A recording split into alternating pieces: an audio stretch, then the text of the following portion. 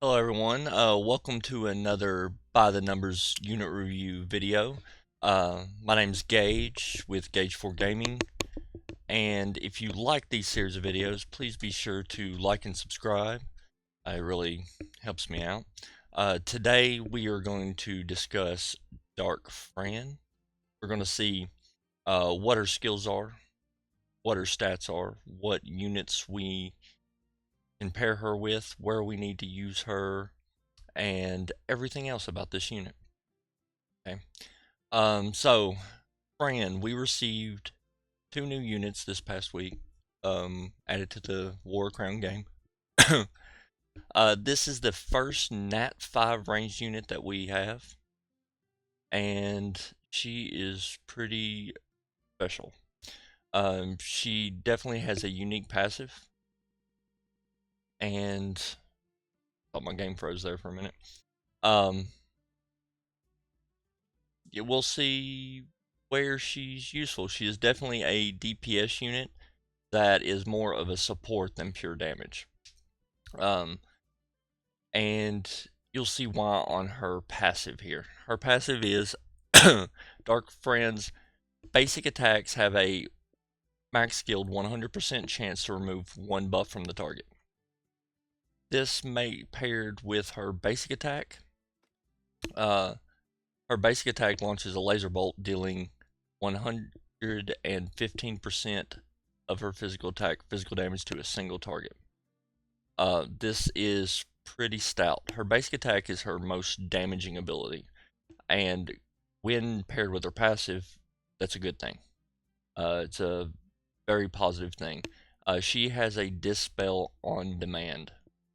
Most units, well, the only other unit that can dispel in the game right now is Faria. Um, this unit, both her and her counterpart, the Light Friend, have a dispel. Dark Friends is the only one that you can use whenever you want. The rest you have a cooldown to worry about. So if you need to dispel twice in a row or two different units, you're going to have to wait. This unit you can just fire two basic attacks off and be done. So moving on to her second skill.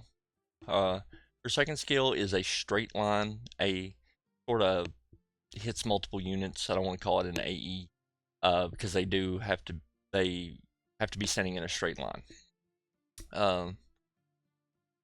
It is paired with a knockback. This maxes out at 110% attack coefficient. So her basic attack will do more damage slightly. Now, I'd like to note if you do hit two units with it, it will knock the first one back into the second one. Her third ability is a pure AoE. It's called Starfall, and it also maxes out at 110% attack coefficient, and gets reduced down to a 4-turn cooldown.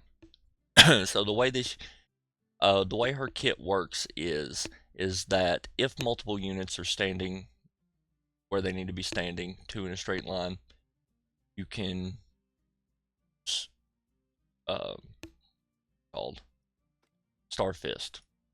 It's going to be more useful to push melee units back away from you, because you could potentially push them back 6 tiles away from you, which is going to be necessary once we delve into her individual stats.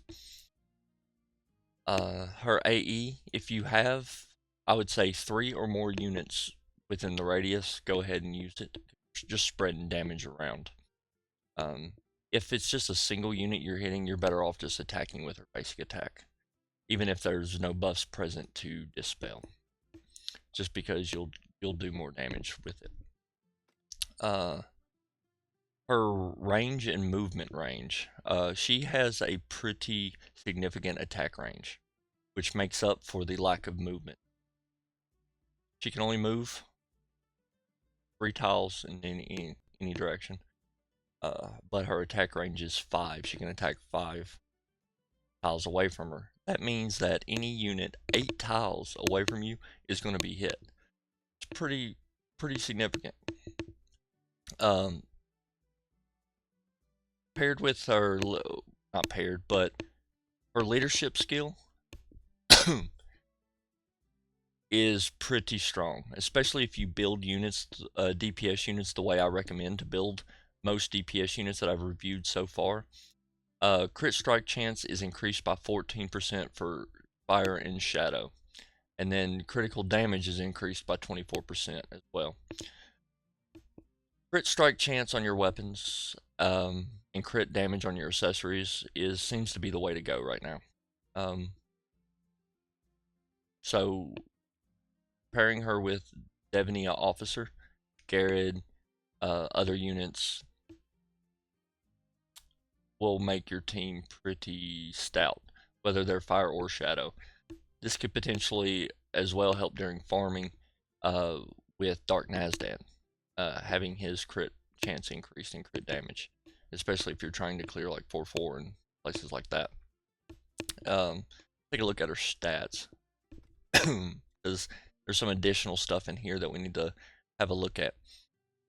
Her HP is 2760. Her physical attack is 1193. Seems pretty on par for a Nat 5. Her for reference, Devnia Officer's physical attack is 839 base. Her movement speed, her action charge speed is 227, which is pretty fast for a unit, for a ranged unit. She's going to take turns pretty frequently. If you can buff these a little bit through accessory substats, that would be even more beneficial, because with her low movement range, you want her to take as many turns as possible so she can either get away or get up to higher ground or get to a unit to dispel them. Unfortunately, she doesn't have any base critical strike chance. She starts with 0, but that is offset because she starts off with an innate 25% critical damage increase. So if you're running her as lead, she's going to get her own 14% through her leadership, and then her critical damage is going to be boosted up already to 49%, critical damage increase. And that's not even counting accessories. So I mentioned earlier about her skill pushback, using it to push melee units away. This is why. Her physical damage immunity rate is minus 25. It means she's going to take more damage from any physical damage that she receives. If Garrett gets to her, she's grass. If Lilith gets her one-shot combo off on in PvP, your Fran's gone. It's over. But you in PvE, you can kind of work it around. You can put your tank out front. You can put your melee units out front.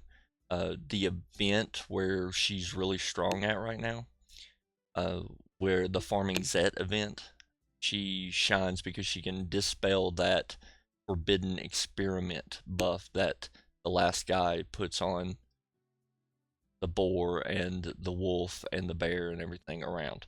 She can dispel those. Now, you don't get to control which buff she dispels. It's random. So that event can be kind of annoying, especially when you dispel the boar's defense rather than the offense, and he just gets it back next turn when he one-shots one of your tunes. Let's see, no innate dodge, no innate block, which is fine because you don't want anybody to get to her anyway.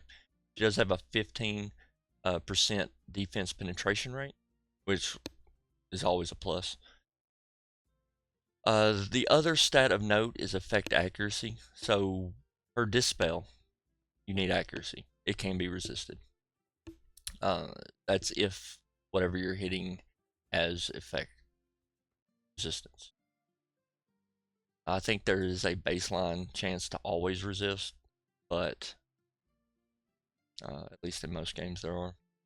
But you'll want as much accuracy as you can. I would say probably around 30 or 40 starting out.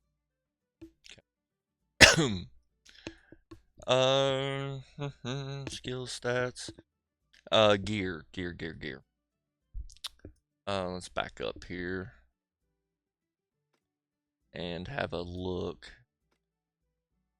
I think I've got some gear that is pretty, not on her, but on Garrett here. So the Night Signet ring that drops from Lycan. This is the ring you're going to want to equip. If you can get 3 of them, great. You want physical attack increase rate percentage. It maxes out at 30%. You want critical damage increase 30%.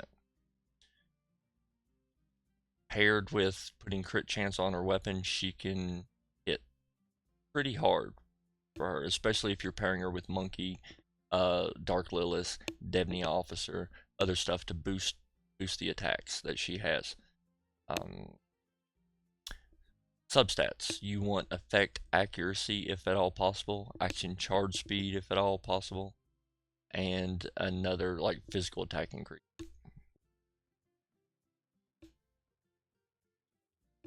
Let's see what other rings, like action charge speed rolls here, effect accuracy, and physical attack. These are all in all pretty solid substats for her. You just want to make sure that the ring has percent. This one doesn't, but make sure it has percent to attack on it.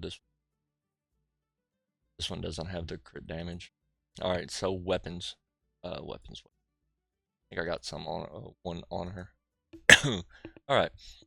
So I recommend for all DPS units that you always choose the critical strike chance one.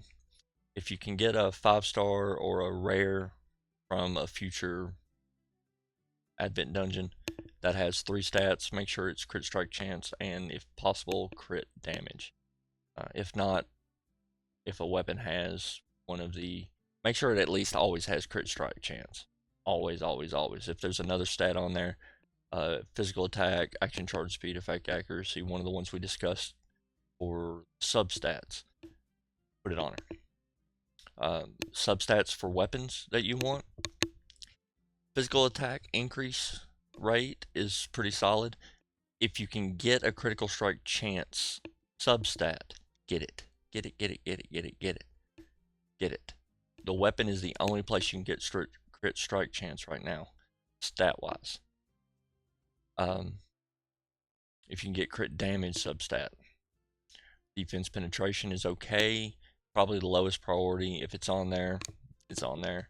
But physical attack, crit strike chance are the 2 most important. Okay. So your 3 Night Signet rings, your bow with crit chance. Those are the accessories. Now, other things to consider is what unit you're going to pair her with. If you're going to pair her with, I don't think I have a dark one built yet, but Debney Officer with her passive. That's going to up your sustain damage. You're not relying on the crit chance, so you're going to do more sustained damage. If you're not a fan of relying on crits, then you can always run Debney Officer as lead, which boosts the physical attack of all units that fit the elements that she provides. You can also potentially run her under a Garrett lead. Garrett provides crit chance and physical attack, so it's kind of like the best of both worlds, especially if you have high crit damage on your accessories already. Another option that I don't know if a lot of people have thought about yet, but 6-star. Dark Lilith.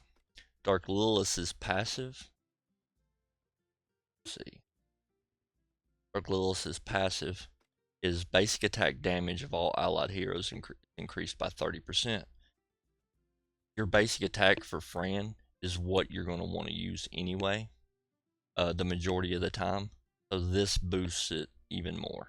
And it stacks with Debney Officer and the Monkey. If you're using the Monkey buff, it stacks with all that. So you have the basis of a very solid team just right there. Throw in a tank or a melee unit, and there is your team. Okay, so where to use her? You can use her primarily Martin. She's probably gonna be a force to be reckoned with in the Martin wanted encounter.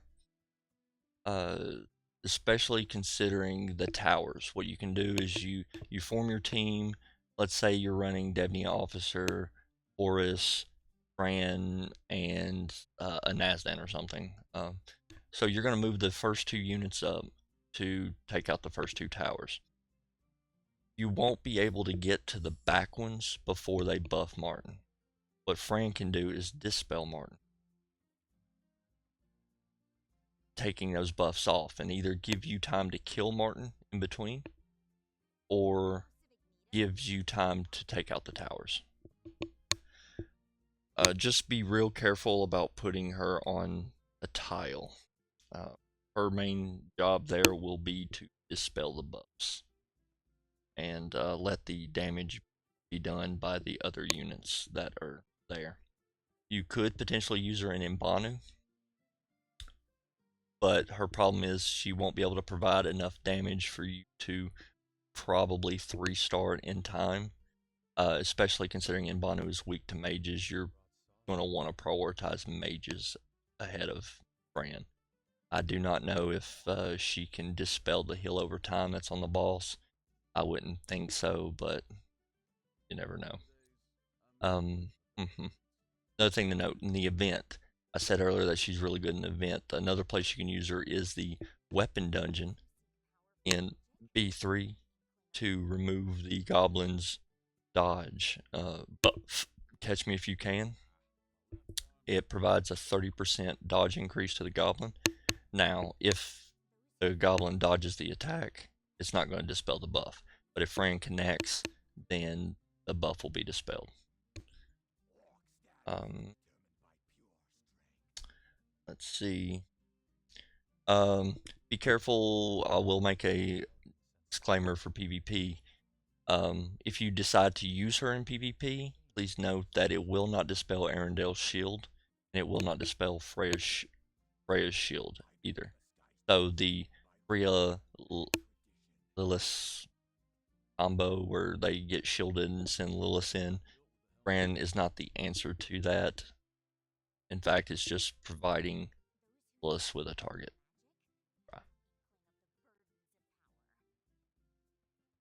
All right. I believe that's it for today for this unit. If you liked this video, please like and subscribe to the channel. If you agree, let me know. If not, let me know. Put in the comment. Tell me what I said wrong, what we can do better at. Also, if you want any other guides on other units to discuss, let me know in the comments. You can catch me on Twitch. I stream Monday through Thursday at around 5 p.m. Central Time till 8ish. And Saturdays from noon until I get tired. You can also follow me on Twitter. I just recently created a Twitter account. Both are Gage4Gaming. And thank you guys. All I got.